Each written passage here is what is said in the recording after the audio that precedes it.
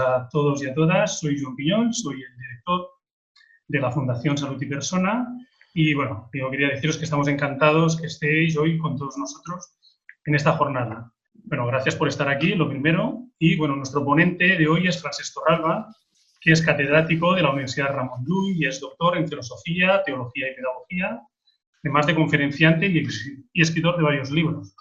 Pero me gustaría comentar algunos aspectos más personales, ¿no? Le gusta la montaña, la bicicleta, es un gran corredor de fondo y padre de 5 hijos, ¿no? Su pensamiento gira en torno a los elementos centrales de la existencia humana. Y hoy nos ofrece la ponencia Valores emergentes el día después, lo que hemos aprendido para reflexionar cómo la crisis global causada por el COVID nos ha permitido redescubrir valores como son el cuidado, la cooperación o la solidaridad. Valores indispensables para afrontar este tsunami social, económico y emocional que estamos inmersos. Francesc, ¿tendremos capacidad para aprender algo de esta crisis? No sé, se me ocurra. ¿Y qué valores son los que tenemos que cultivar?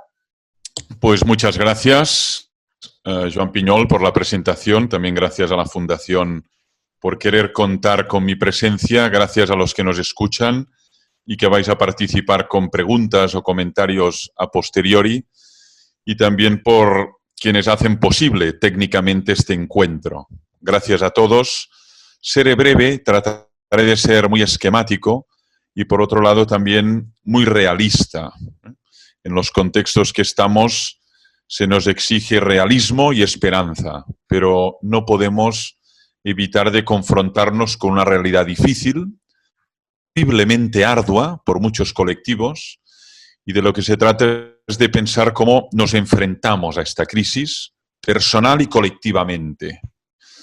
Lo primero que quiero hacer es reflexionar sobre la noción de crisis, lo que es la experiencia y el concepto de crisis, que es algo que se puede discurrir teóricamente, pero de lo que se trata es de pensarlo existencialmente. ¿Qué es eso de una crisis? ¿Cómo nos afecta? ¿Qué nos pasa colectivamente? ¿Cómo reaccionamos? ¿Qué valores emergen? ¿Qué actitudes? ¿Cómo nos transforma una crisis? Si tuviéramos que definirla, diríamos que es aquello que acaece, aquello que se produce, que no habíamos contemplado, que no habíamos ni siquiera previsto o imaginado, pero que altera sustantivamente nuestros hábitos de vida, nuestras formas de relación, nuestras formas de trabajo, de producción, de consumo, de interacción de unos con otros. La crisis sería un cambio sustantivo, un cambio fundamental en nuestras vidas, en nuestras relaciones, pero también en la sociedad globalmente considerada. Y crisis a lo largo de la historia, y no solo del siglo XX, sino a lo largo de la historia de la humanidad, pues se han ido cíclicamente repitiendo. No es la primera crisis la que estamos viviendo, no será la última, y lo interesante es observar qué pasa cuando acaece una crisis, qué comportamientos hay y qué valores debemos cultivar para enfrentarnos a ella dignamente, con las máximas garantías de esperanza para poder sobrellevarla y también superarla. Todavía 2 cosas fundamentales cuando acaece una crisis. Lo altera todo, lo desordena todo. Crisis igual a caos. Lo que estaba ordenado, lo que era normal, lo que era habitual, los procedimientos, las formas de trabajar, lo que era nuestra vida cotidiana, se ve alterada, se caotiza.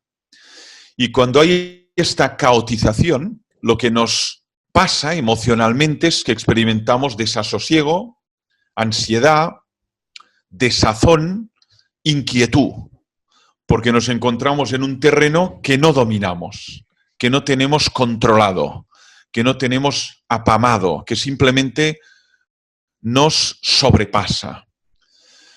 Cuando irrumpe una crisis, hay distintas actitudes. Yo me gusta subrayar sobre todo 3, que es una simplificación, ya lo sé, seguramente hay más, pero hay tres actitudes que todos podemos observar, incluso en nosotros mismos, en nuestros allegados, en nuestros colegas, en nuestros amigos, en nuestros familiares, ¿no? Una primera actitud frente a la crisis es ignorarla. No existe. Es una actitud, una falsa actitud. Yo diría una mala actitud, pero es una forma de algún modo, enfrentarse a la crisis, ignorarla. Una crisis de pareja, una crisis de trabajo, una crisis profesional, una crisis de salud, una crisis religiosa, ignorarla. Es la mala actitud, pero es una actitud que con frecuencia se da. Y de algún modo consiste en no hacer nada, en ignorarla o tratar de ignorarla para no tener que enfrentarse a ella, para no tener que encararse a ella y ver cómo y de qué manera puedo resolver el atolladero en el que estoy metido. Esta es una actitud. Hay una segunda actitud frente a una crisis, que es la actitud nostálgica, que queda como atrapado en el pasado, lo idealiza y lo que viene de nuevo se convierte todo en problemático y difícil. Y uno queda como permanentemente recordando ese pasado que ya ha desaparecido. Es la mirada nostálgica frente a la crisis. Eso es frecuente hoy. Tenemos una nueva normalidad que es muy distinta de la antigua normalidad. Y hay como un duelo colectivo. Lo que hemos perdido. Ya no podemos hacer, ya no podemos ir, ya no podemos saludarnos como antes, ya no podemos abrazarnos como antes. Y es verdad que en una crisis se pierde, porque hay una alteración, hay un cambio, hay una transformación y hay una serie de elementos que se pierden. Durante el tiempo de confinamiento perdimos libertades, la libertad de movilidad, la libertad de la libre circulación. Y hemos perdido mucha capacidad de comunicación no verbal. Abrazo, gesto, proximidad, carne, piel, caricia. Pero por otro lado, toda crisis también abre escenarios nuevos. Abre posibilidades nuevas. Y esa es la tercera actitud, que es la actitud que ve en la crisis un campo de posibilidades. O dicho de una manera muy clara, una ocasión. Los griegos hablaban de un kairos, un momento oportuno para detenerse y pensar, evaluar, discernir, analizar qué es lo relevante, qué no es relevante, qué es fundamental, cómo y de qué manera tengo que actuar ahora, qué escenario me estoy encontrando y cómo reacciono frente a este escenario. La crisis como ocasión para pensar cómo producimos, cómo trabajamos, cómo interaccionamos unos con otros. Yo creo que esta tercera actitud es la óptima. Otra cosa es que podamos llegar a esa actitud. A veces uno tiene que pasar por la ignorancia, luego la nostalgia y finalmente asume la situación. La situación que tiene en casa, la situación que tiene en el trabajo, la situación que tiene en la universidad, en la escuela, en el barrio, y trata de ver qué posibilidades se abren. Lo pongo con un ejemplo. La crisis que hemos vivido y que estamos viviendo ha abierto una posibilidad que ya estaba ahí latente, que se llama la digitalización de las organizaciones, o la transición digital, o el teletrabajo, posibilidades que ya estaban, pero en muchos casos por estrenar. Sin embargo, la irrupción de la crisis ha hecho posible que entremos de lleno en este mundo digital, que nos abre a posibilidades nuevas de comunicación, de interacción, de llegar a personas y a colectivos muy lejanos de nuestro pueblo, ciudad, de nuestra comunidad. Nos abre posibilidades en el teletrabajo que nos permite no tener que desplazarnos y contaminar cuando desplazamos. poder, por otro lado, compaginar la vida personal con la vida laboral en el espacio hogar, abre nuevas posibilidades. Yo creo que esta tercera actitud es la que deberíamos asumir. Otra cosa es que uno quede anclado en la nostalgia o anclado en el amargor o en la amargura por lo que ha perdido. Observemos esta crisis que sufrimos colectivamente y veamos qué aprendizajes podemos hacer. Las crisis enseñan. Yo soy profesor. Cada semana tengo delante mío casi 200 alumnos. Cuando un profesor experimenta en el examen que todos han suspendido, esto es una crisis como profesor. Significa que los contenidos no se han expresado correctamente y que ha fallado, perdonar, en didáctica, probablemente también en pedagogía, dado que no han llegado los contenidos. Esto le obliga a pensar, esto le obliga a reflexionar. ¿Cómo explico? ¿Cómo empatizo con ellos? ¿Qué priorizo? ¿Qué ejemplos pongo? Si reflexiona sobre lo mal que ha ido, puede mejorar como profesional y el curso siguiente conseguir que tengan más éxito en la asunción de conocimientos. Y eso que digo puede pasar en una relación humana, en una relación de pareja, en un liderazgo de una organización, de una empresa. La crisis es una ocasión para aprender. Cuando uno es capaz de digerir emocionalmente lo que ha pasado. Entonces yo creo que hay una serie de valores que podemos aprender. Hay unos aprendizajes ahí latentes en esta crisis. Voy a subrayar 5, muy esquemáticamente. El primer valor que aprendemos es el valor de la humildad, que es una virtud. Virtud fundamental, madre de las virtudes, decía San Agustín. La crisis nos hace humildes. Nos damos cuenta que no podemos superar una dificultad enorme, que se mueren los seres amados, que enferman personas que amamos, que un virus que tiene una dimensión tan minúscula ha alterado toda la vida planetaria. Eso es descubrir nuestra humildad, que es la conciencia de los límites. Y esto es un antídoto muy poderoso a la arrogancia, a la soberbia, a la vanidad, a la prepotencia. Y la verdad es que la humildad, que es una virtud muy desarrollada históricamente, la teníamos muy olvidada. Queríamos tener controlado el mundo, controlado las organizaciones, controlado el futuro, y nos damos cuenta que todo es muy incierto, el trabajo, incierto el futuro, y esta incertidumbre nos permite reconocernos como seres lábiles, y eso hace emerger la humildad. Y la humildad es muy poderosa como valor, porque cuando uno es humilde, escucha, consulta, dialoga, pregunta. Cuando uno es soberbio o arrogante, que cree saberlo todo, no escucha, no dialoga, no pregunta, simplemente actúa a piñón fijo. La humildad abre muchas posibilidades. Y la humildad es un imán que atrae. Las personas humildes atraen, nos interesan, nos gusta estar con ellas.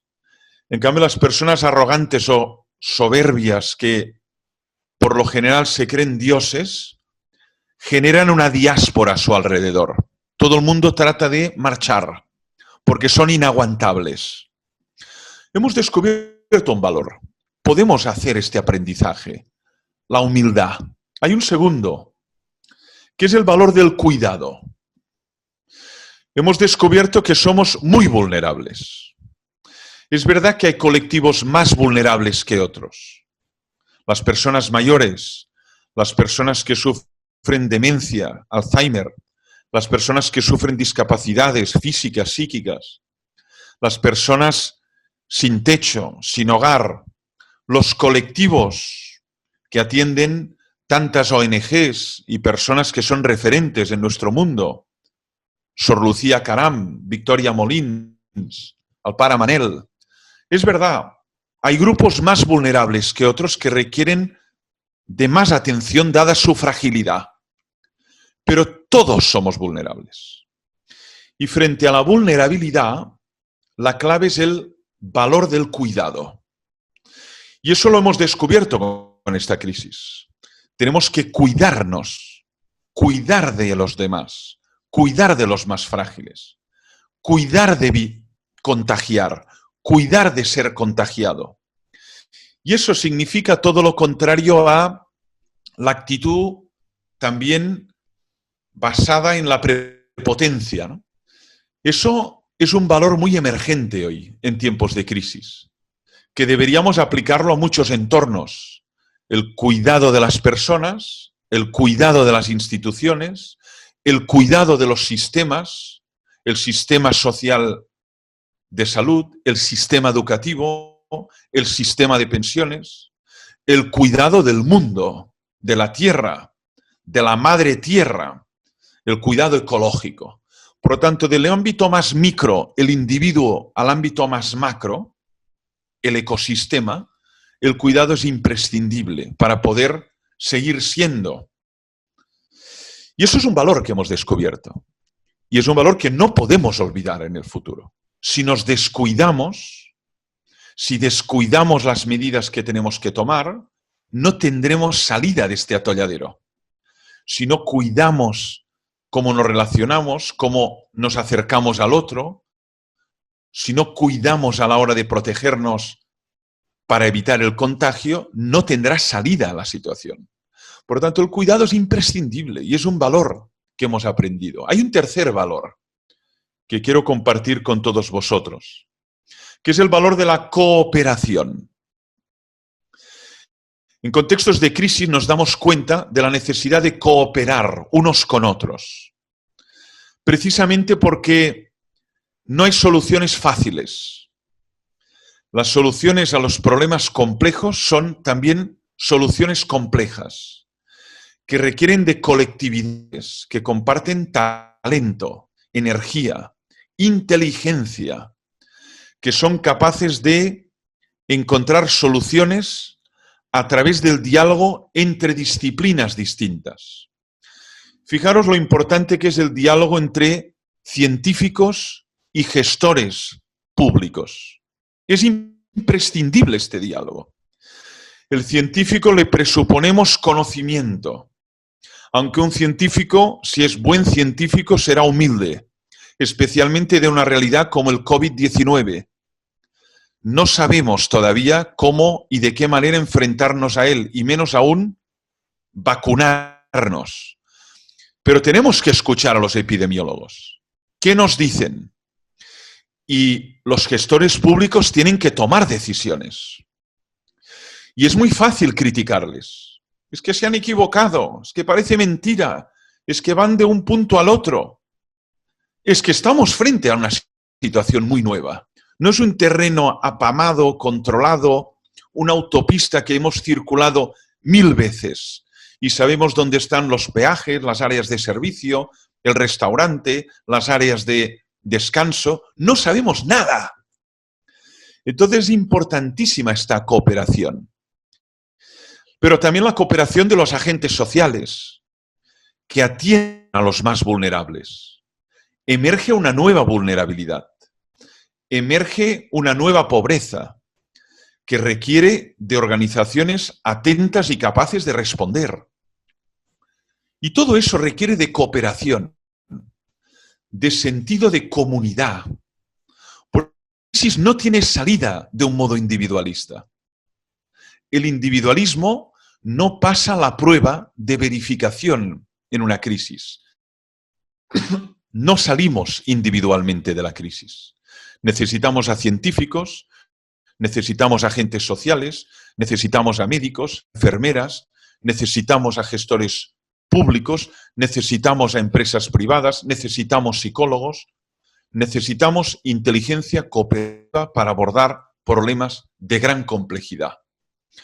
Y eso exige evitar la caída en tribalismos, individualismos egolatrías, formas de liderazgo completamente narcisistas que van por libre, y tenemos lastimosamente ejemplos muy evidentes de esta mala forma de enfrentarse a las crisis, con las consecuencias catastróficas que tienen para muchas poblaciones.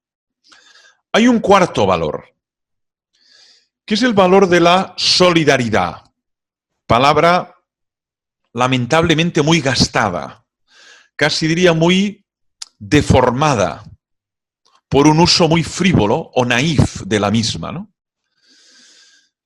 Yo relaciono la virtud y el valor de la solidaridad con la idea de interdependencia. Esta crisis ha puesto de manifiesto un concepto que es nuclear para entender el mundo en el que vivimos, que es el concepto de interdependencia. Es la idea de la sociedad red, de que todo forma una gran red y que todo está vinculado, entrelazado, que no puedes alterar una parte sin alterar las demás, que no puedes tirar de un nudo sin arrastrar toda la red, que lo que pasa lejos acaba afectando en la proximidad y lo que pasa en lo cercano acaba teniendo consecuencias en lo lejano. Es el mundo red, el mundo en el que vivimos. Y eso es un mundo interdependiente. Entonces, frente a eso, es imprescindible la solidaridad, entendiendo como el sentimiento de pertenencia a la humanidad y de ayuda mutua que debemos prestarnos.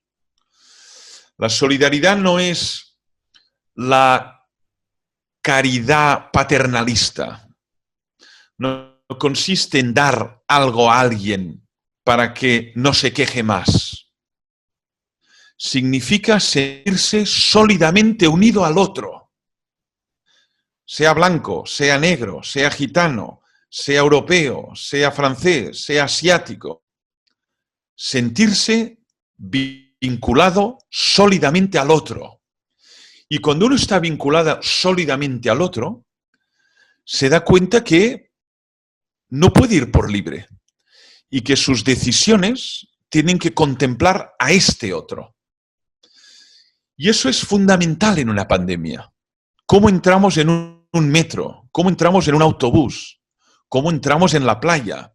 ¿Cómo vamos por la calle? ¿Cómo entramos en un restaurante o en un centro comercial?